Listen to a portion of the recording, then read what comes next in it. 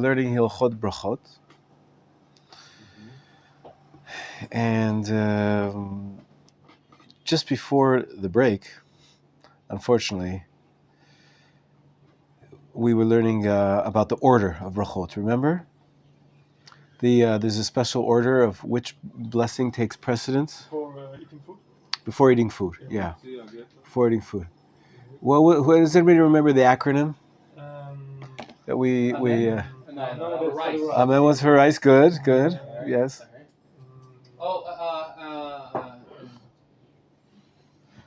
Wait, I might have written it down. It's a Hebrew word. I hope you did read it right. Okay, so pull out your notes. Yeah, if it's not in your heads, maybe it's in your notebooks.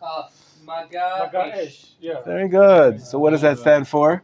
Zoinice. No. Geffen. Nice. Geffen, 8. Good.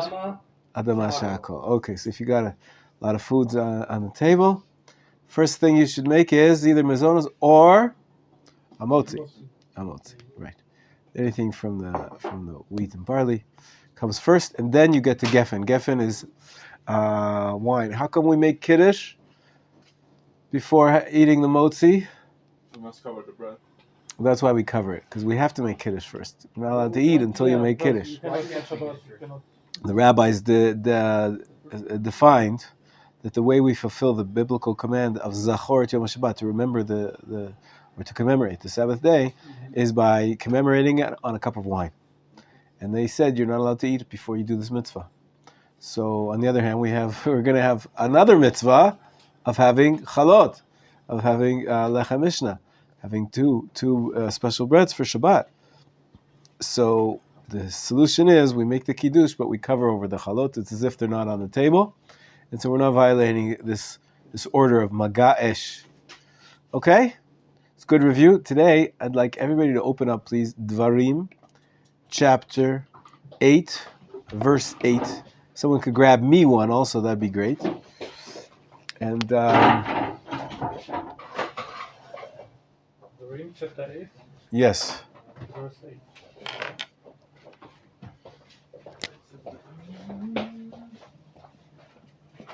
Thank you so much. Take that one. Thank you.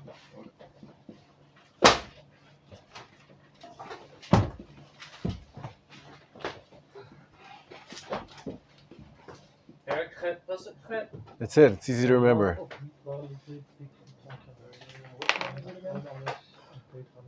Devarim is Deuteronomy.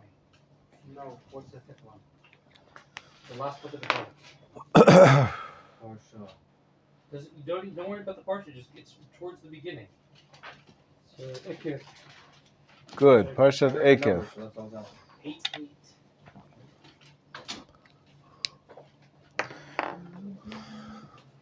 Okay, good morning. Good morning. You can read my handwriting? Let's look inside. After you see the verses inside, you'll see I don't have to do it in English, right? You guys, your Hebrew is already improving. So the Torah says that you have to keep all the mitzvot, especially in verse 7, it says, "For the Lord thy God bringeth thee into a good land." A good land. Wow. Eretz Tova. What land? Canada? That is not a holy land. No, sorry. A good land. 8, verse 8? Yeah, I'm started with 7 though. Okay. Eretz Nachalei Mayim, a land of brooks of water. Anybody see some brooks of water in the land of Israel? Have you seen some Nachal, right? Season. Actually, nowadays you see them on the roads. Very good. Ayanot utohomot. What are ayanot? Ayin, like a ma'ayan is another way of saying that. Springs. Like a spring, yeah. Right? And tohomot, depths. Have you seen depths in the land of Israel? No. Like what kind of depths? What do you mean? Yeah. What? Yam HaMelech is deep. That's good. That's true. Okay. Usually it refers to underneath the sea, like depths underneath the sea. Ayanot utomot, yotzim babikar v'har. But here, since it says that they're going to be springing forth in the valleys and the hills, I guess it means the deep. The Tahomot doesn't have to be depths of the sea, but it can be depths of the earth, like low valleys between high hills. Where I live, there's not so high hills, but we've got definitely the hills of Jerusalem. They say are very, very hilly. Anyway, so the Torah is describing this land of Israel, and then it has the following 7 species.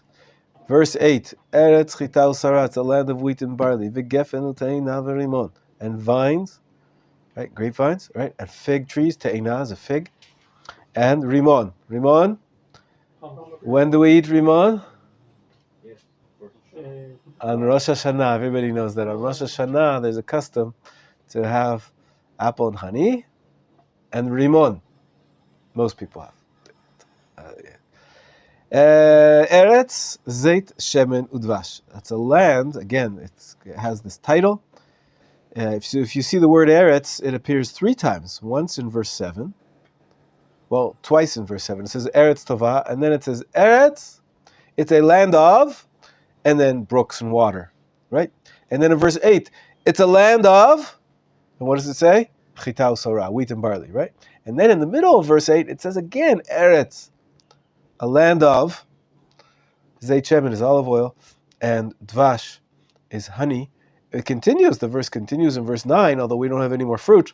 Eretz, a land, asher lo muskinut tochal balechem, that without scarceness you will eat bread therein, lo tachsar kol ba, you won't lack anything in it, so it's a land of plenty. And finally, Eretz, again, a land, so we have many different monikers of this land. That's, what's the last one?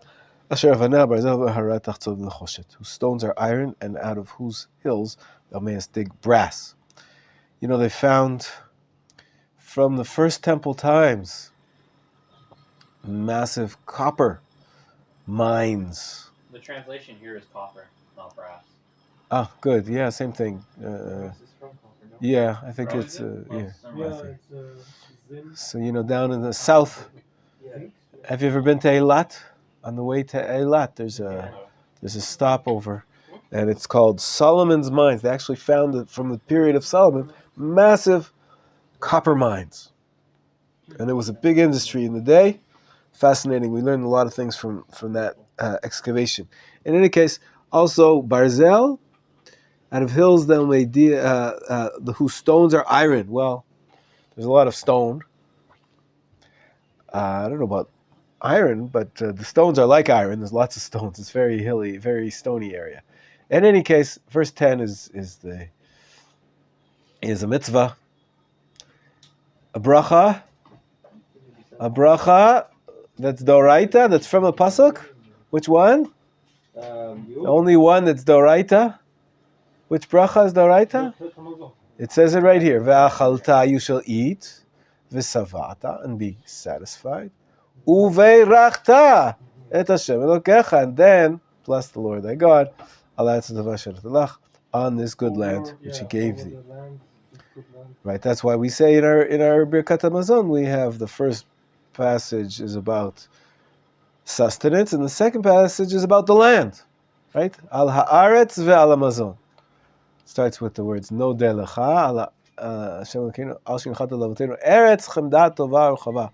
Amazing. So a lot of emphasis on the land.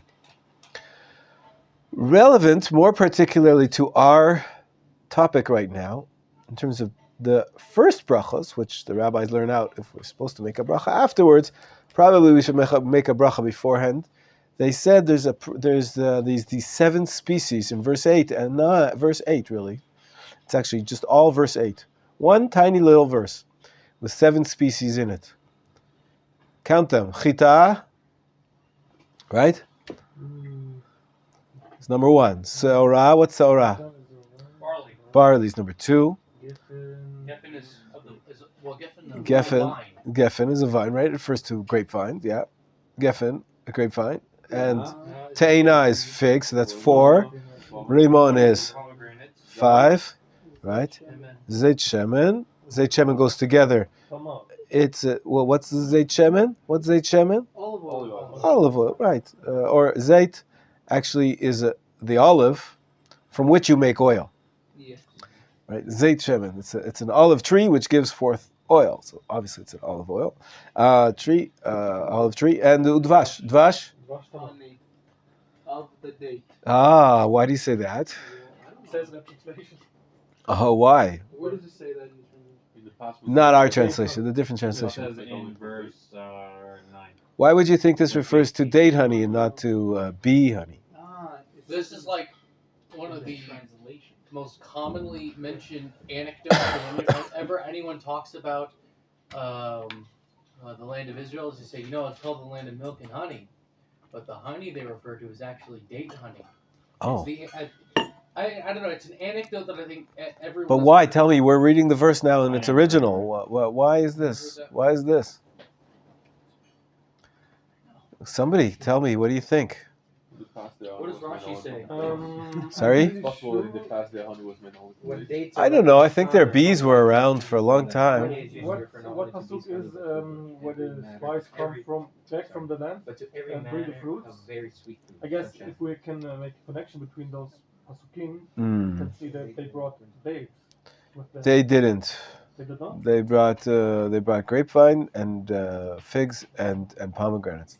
It's in the Parshat Shlach. That's in the book of Bamidbar. But that's not a reason. Just from this verse alone, what I've been showing you, that one of the verses talking about the fruits of the land. So it would have to be a fruit. It couldn't be an actual. It right. couldn't be actual honey because honey from a bee is not fruit from a tree. Yeah. It's the whole idea is that the land gives forth, not that the bees are giving forth. The land is giving forth these beautiful fruits from the land. So in any case, from the context, it seems clear, and it could be also, that's just the way the industry used to work. If you take a look at Rashi in number 8 at the bottom of your page, if you have a Rashi, he says what I said. Zait shemen is the olive that produces oil. Now, so we have these 7 species. What's special about the laws of blessings, about the 7 species? Well, Birkat Hamazon is only on bread, right? But the Me'ein Shalosh, Al Ha. Honey something. So we said that the blessing is called. Right. The best way to call this blessing is Me'ein Shalosh. Me'ein, right? Me'ein Shalosh. Why? Because it's a shortened version of the 3 blessings. What 3 blessings? The 3 blessings of the Birkat Hamazon, the biblical Birkat Hamazon was only 3. We say 4 plus additions, but so this is Mein Shalosh. Why is that the best name? Because Mein Shalosh has different versions based on what you eat. If you have chita or sorah, what would you call it? Al ha-michya. Michya means sustenance, because only grains fill up your belly and give you nourishment, right? And what happens? What are the other species? If you have geffen, what do you say? Al ha-geffen. Val priya geffen, right? And what happens if you have te'ena and rimon and zaitim and tmarim? For all those, we say al ha'etz ve'al pri ha'etz. We also, I sort of shortened it here too. It's al gefen ve'al pri gefen. Right. So even whether you eat the wine or you eat grapes, you make this after blessing. And obviously al michya is also ve'al kalkala, sustenance. Sir, can you just clarify for olive oil? What is it? That would go for the Olive oil, good question, yeah. The same with the, You don't really eat olive oil standalone, do you? Not really, but like. Not really. But what about the date honey, like the syrup? The date honey syrup. For example, yeah. Yeah, so People eat it like with a if spoon. people eat it, if you're going to eat it with a spoon, or I don't know, but if you do, sure, you'd make this bracha. I mean, If it's one of these Is it not shakol because it's so processed that you cannot? That's what I We're was not talking about the first bracha. We're talking about the after Yeah, bracha. after bracha, yeah. Mhm. Yes. Let's say very, very hypothetically, Yeah. you were to put date honey on, I don't know, an apple. On some apple. We were to, like, Right. do it on some apple. It's good taste, so very sweet. What's the bracha achrana on an apple? it would be X. But would you combine? What's the bracha achrona on an apple? Sorry, not an apple. Let's say a pomegranate, or grapes. Then would you combine the blessings? Absolutely. Many times it happens that you have a kiddush. You have some wine to make kiddush. Yesterday. Yeah, we had this special kiddush for Yaakov. You were here, right? That was I came late, but yeah. So Yaakov? Who's Yaakov? Yaakov Kostman. He's in the Hebrew department. Yaakov Kostman. What about him? He finished. He finished Orion. So he had a seal. That's great. That's lovely. I didn't know that. Amazing. Because he finished Orion, he wanted to keep the theme of plants and brachot. So he brought pastries to the bizonot, and he brought dates, and he brought nuts, and he brought wine. He brought the whole maga esh, right? Good. So, but usually I just tell you, David, just don't mean to be pedantic, but just it's hard to get the terminology right. Usually we don't call it a kiddush unless it's on Shabbat and you're making kiddush. A party could be called a party. A siyum, I think he said. A siyum is when you're finishing a section of study. The kiddush is usually reserved for when you're actually making the blessing of kiddush. Even if you had wine yesterday, that's great, but it wouldn't call it a kiddush. In any case, when you do have, so you had different fruits, so you made a combination. At the end, the after blessing is ala gefen vel pri gefen. And if you had fruits, fruits like dates, you had dates yesterday? Did you have ala michya? So you could actually say all three. Yaakov, you see this? Yeah. You could actually say ala michya vel kalkala.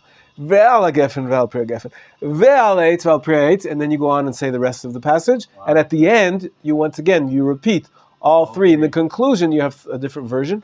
That's why I think the best name for the blessing is Me'ein Shalosh, because it's not always an ala michya.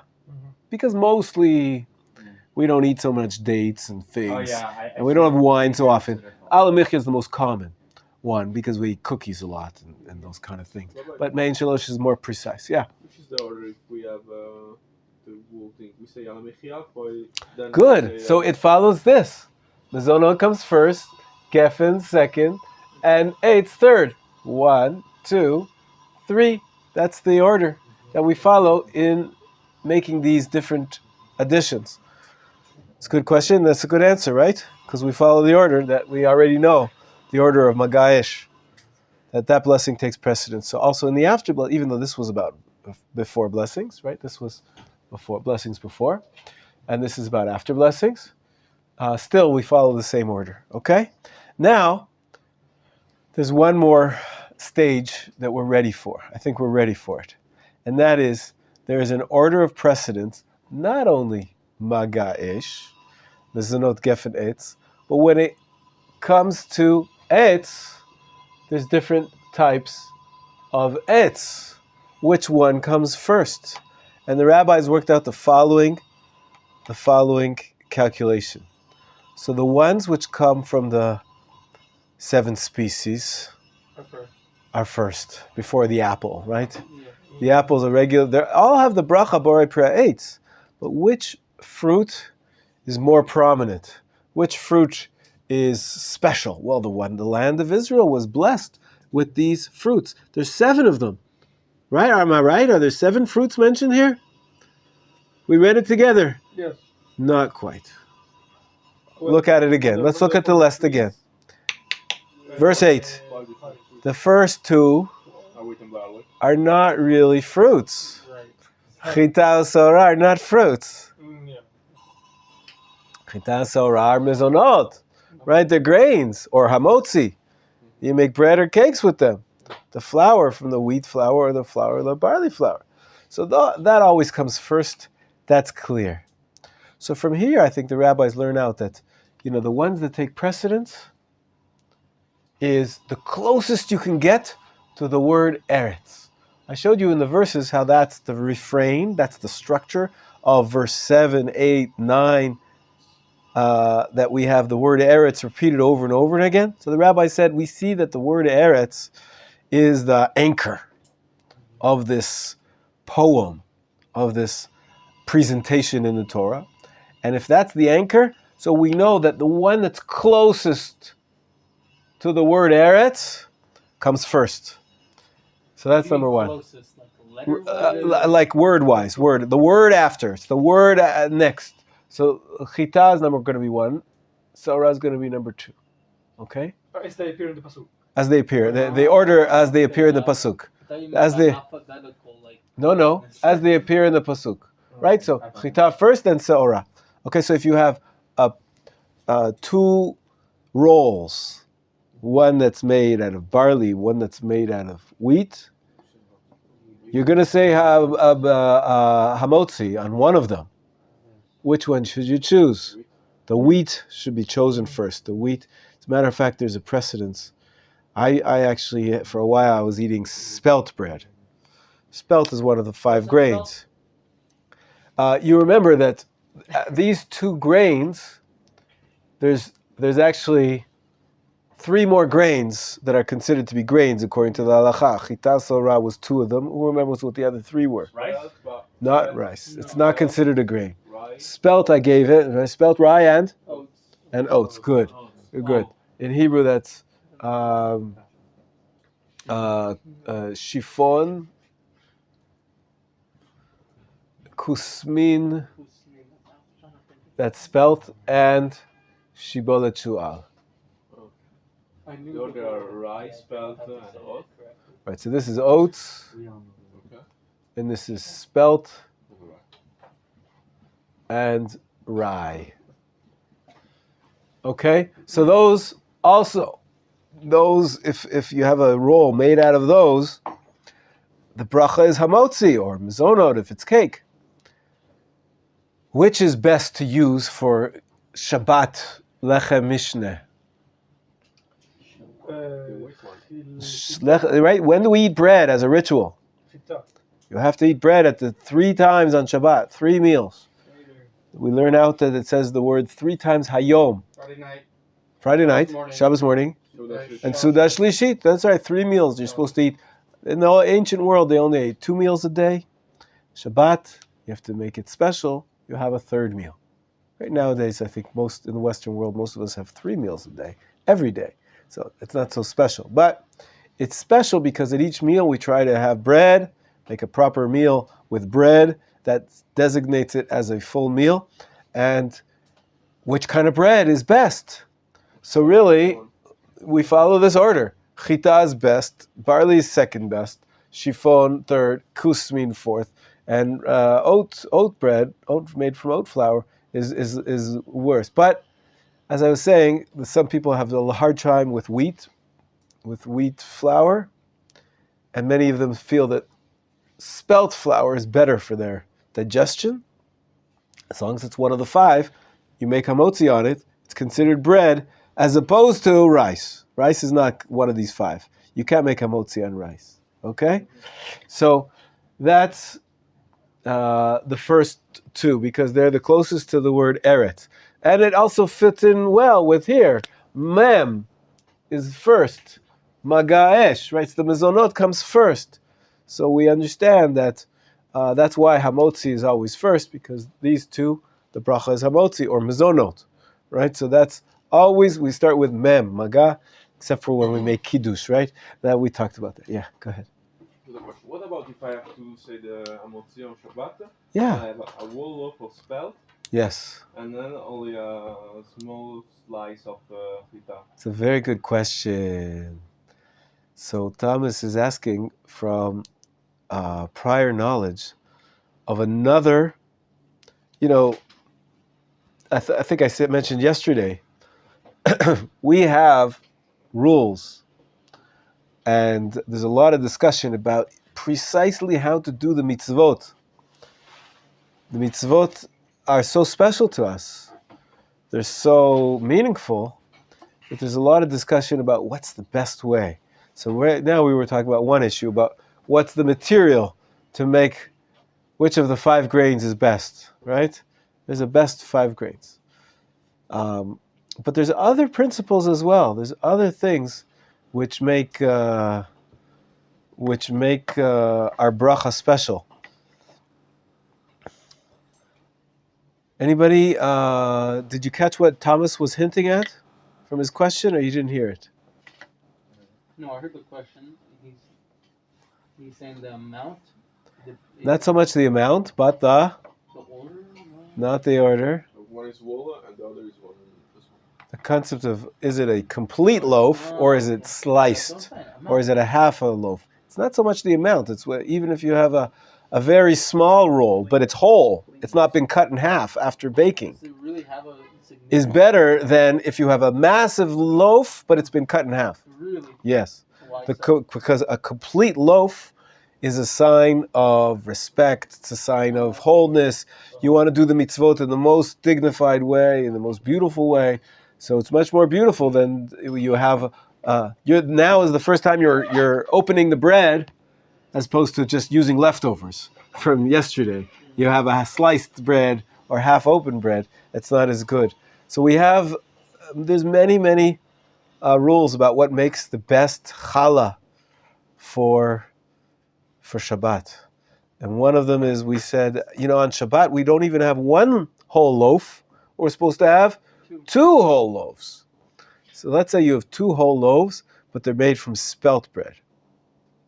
But you do have a lot of sliced bread made from wheat flour. You got a conflict here, right? Which of these principles overrides the other? It's a good question. I'd say the wheat comes first. You say wheat comes first, yeah. You wouldn't say I'd say the whole loaves. You say the whole loaves, yeah. As I believe the correct answer is the whole loaves, as long as the whole loaves are made from one of the 5 grains. Yeah. Spelt is an example. You wouldn't say hamotzi, right? If it's from the 5 grains, you say hamotzi. If it's from the 5 grains, you still say, oh, right. But then after, you would not say. You do say birkat hamazon. The 5 grains, you say hamotzi and birkat hamazon. You're getting confused by rice. Rice is the exception because it's sort of like it fills you, but it doesn't. It's not one of the 5 grains. It has no gluten. If you have bread, you say birkat hamazon. Me'en shalosh is only after you have cakes or cookies. I got confused. No problem. Okay, but that's a good question. I have to double check it, but I think the answer is that the whole loaves of spelt override. At least for the first bite. Then you can have as much as you want afterwards. But for the first, what are you going to make your bracha for the starting of the Shabbat meal on? Should you make it on the whole loaf versus the sliced?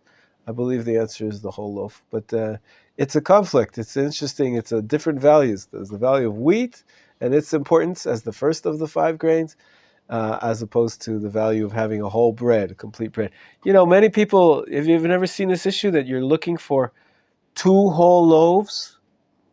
When you make your hamotzi, you want to be holding or touching or making it on 2 whole loaves.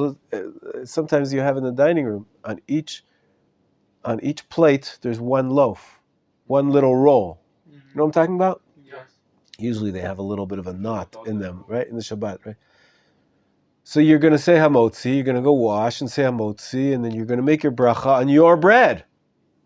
It's a mistake.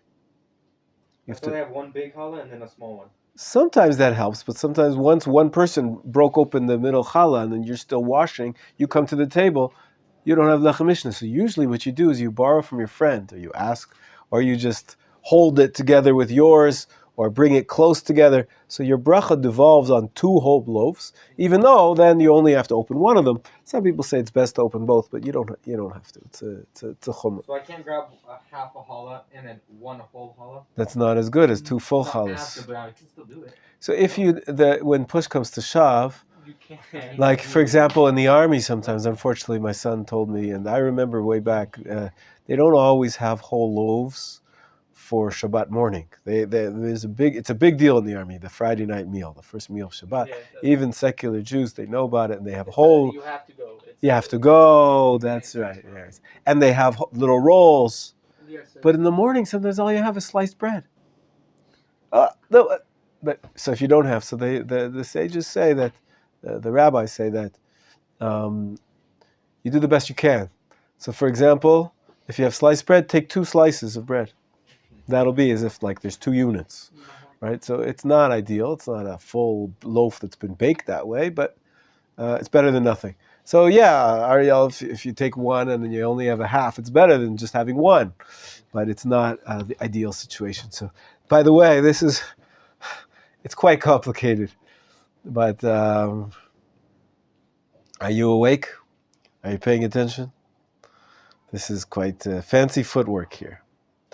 Now, when you take the challahs, many people don't know what they're doing. But when you have your own home, and you make kiddush, and you want to make the hamotzi for the family, there's a lot of rules about how to do it properly. Now, you have to have the loaves whole. So you make the bracha on the whole loaves, which means that after you make the bracha, you have to cut the loaves.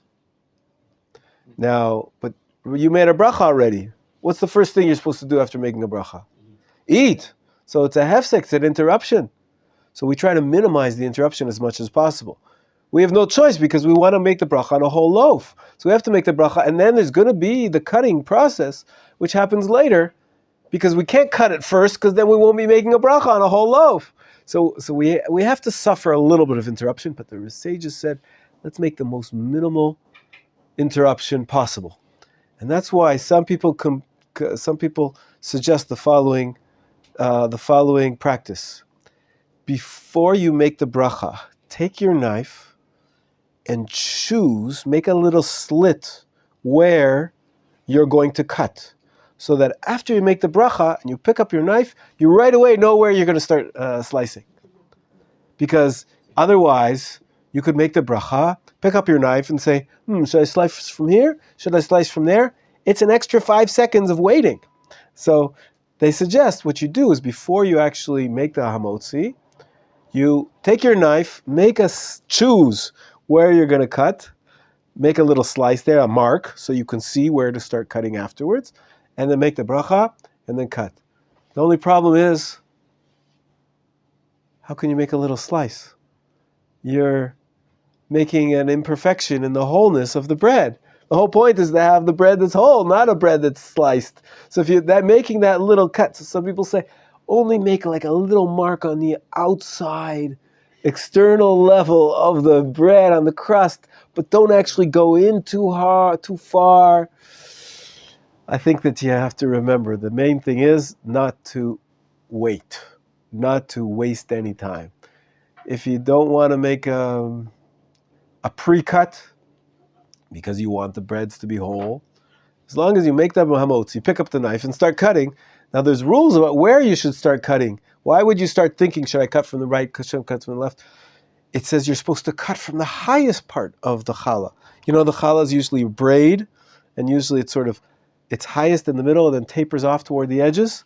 So you're supposed to cut from the highest part of the bread, because that's the most beautiful, it's the most baked part, that's the most yummiest part. Everything we do, as I said, there's such precise trying to fine-tune this mitzvah action that we do. So there's a lot of complicated, fancy footwork here. Do you make a slice? Do you not make a slice? Where do you make the slice? And then there's more, but we're sort of getting far afield. I want to go back to these laws before we have to take a break. Yaakov. You want to go back to the laws? Okay. Oh, this is about the Shabbat, or what? I was just going to ask about the different. What's like the halacha around like tearing the bread? Because especially here, like in other more less formal settings, people just tear it. Yeah, I think I mentioned to you another day in a different class that my grandmother would always say, right? Yes. Goyim tear. Goyim tear. Yes. Jews cut. Yes.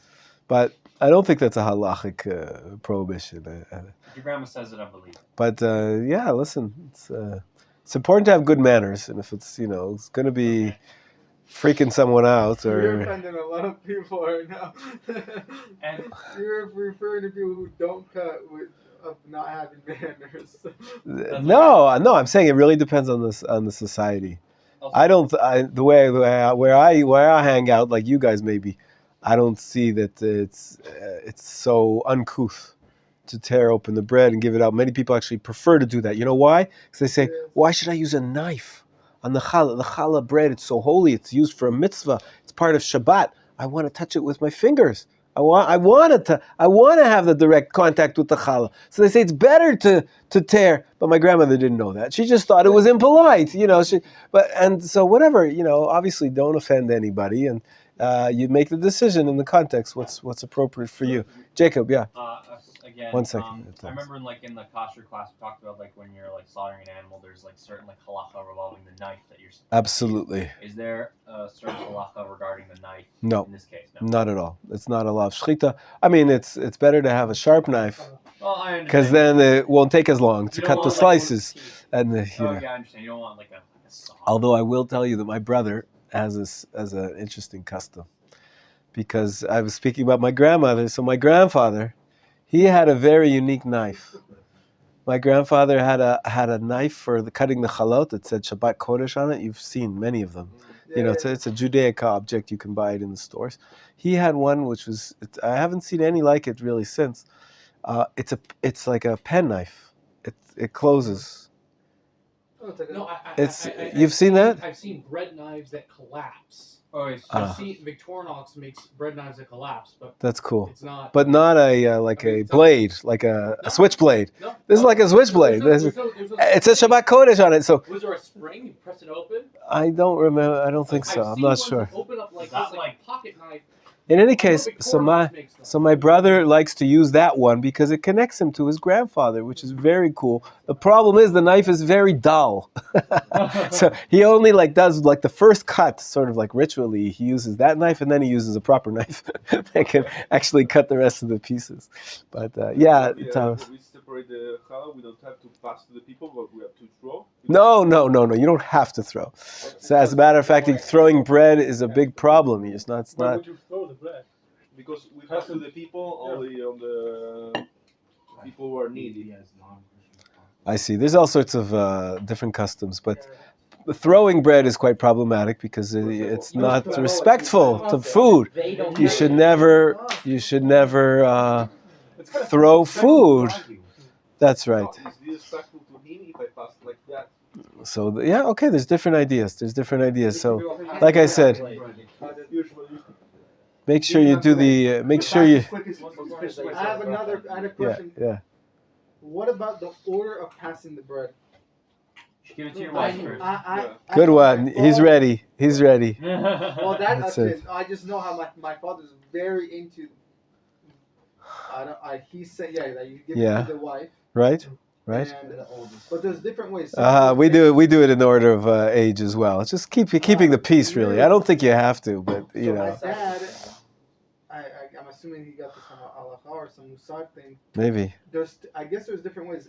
You take two pieces. You take one for yourself, one for your wife, right? Nice. And then you take the amount for each. Let's say you have 6 people. You take 6 slices or 4 slices. And then you pass it to the wife, and the wife passes it around. Never heard of that, but. Is there a way of? I think there are many customs. Like I said, every part of this ritual, we try to pay attention to every detail because it's so dear to us.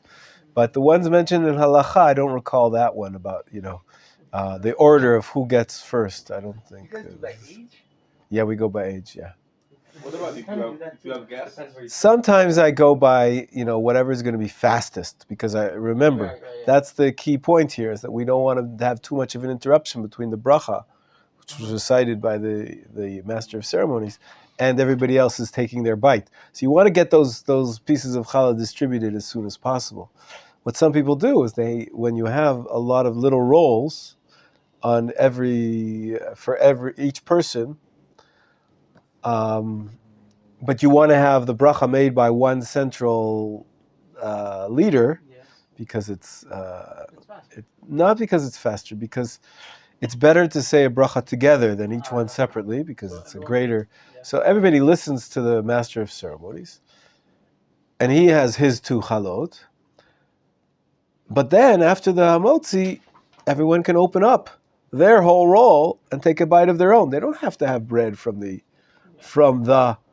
the bread that was made the bracha on. There is an enhancement. Some people think it's best to have a little bit of piece of bread from the original, from the main chalot. But, if it's going to cause too much of a wait, if you're going to be sitting there for 5 minutes until the challah makes the round around 50 people, it's better to have just a bite of the roll. If you have a whole roll, then, you're still having a mitzvah from a whole roll. But, all right, it's hard to weigh off all these different values and these different customs. I want to go back to our verse because we only covered the first two. Eretz, Chita, Sorah. Now it gets complicated because, take a look. We noticed that the word Eretz appears over here, right?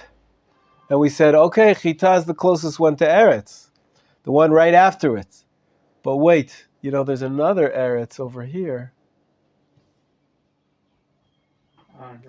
So the next one that's going to be take precedence is going to be Zayt Shemen. Olives. A few of olives.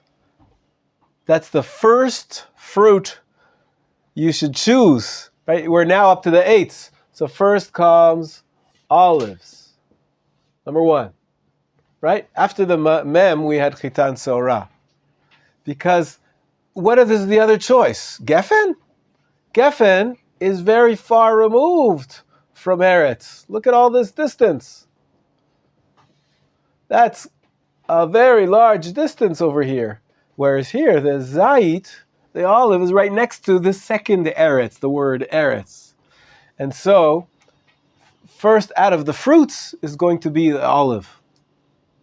Did you catch that? It's very interesting. Yes. Of course, then there's, what's next? Dvash. So if you have tamar, if you have dates, that's the next one. So olives is number, and then dates is number 2 in terms of the order of precedence. You don't have to say another borei pri'aetz. You said the borei pri'aetz on the olives. You don't say another bracha, but you take that one next. You want to? Okay, thank you. Sure. And what's next? What's next after olives and dates? What's left? Right, then the next 3 that we have left, right? So 5, 6, and 7. Grapes, figs, and pomegranates. Grapes? It's a little confusing here. That's grapes.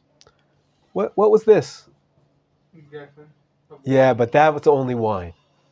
That's only wine. Okay? Then you get 3. What was 3 we said was, right, grapes. Out of the fruit, it's number 3, 4, and 5 are grapes, figs, and pomegranates. Okay. The inshallah for the grapes is on Bulgaria. The me'ein shalosh for grapes is ala etz val priya etz. Okay. For wine, it's ala geffen val priya geffen. This is on the first. I had even grapes and even wine. If you had both? Yeah. So you say both. Before geffen and then And then al geffen val priya geffen and ala etz val priya etz for the grapes. I'm pretty sure. Although it's a little confusing to me because I see that the text actually says ala geffen val priya geffen, which means grapes. So it could be that grapes actually should be with option number 2 version of main shalosh. I have to double check that. I probably saw a version there is ala geffen val perot. Something like that. I don't think that you're making a combination of these two. This is the beginning of the main shalosh. But the end of the main shalosh, this version, the third version, al eitz val priya eitz, is al haaretz. Pay attention, guys. Al haaretz ve'al. Now there's 2 versions. If you're in chutz laaretz, or if the fruit are from chutz laaretz, if you have dates from Turkey, then the ending of this blessing is ala aretz ve'ala perot. But if the figs are from the land of Israel, you say, instead of ala perot, you say al peroteha, on its fruit, because it's growing from the land of Israel. As a matter of fact, some people say, if you manage to get wheat, flour, from the land of Israel, at the end of this ala michya bracha, instead of saying ala aretz ve'ala michya, you say ala aretz ve'al michyata, on its sustenance, like peroteha.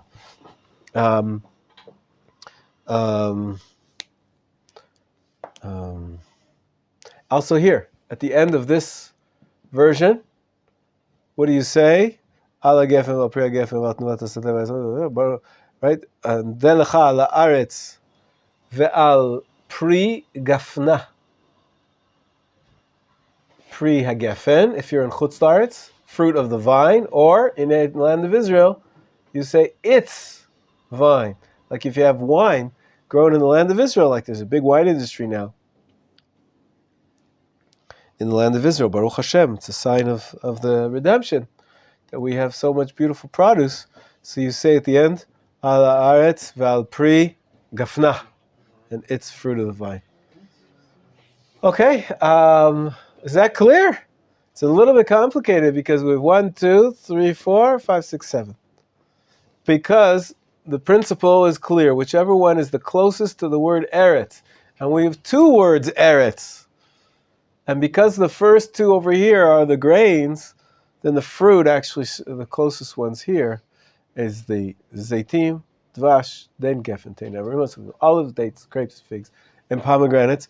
That's when you get to the section of the eights, the ala eights. There's an order, even though the bracha on all of them is the same. Borei priya eights.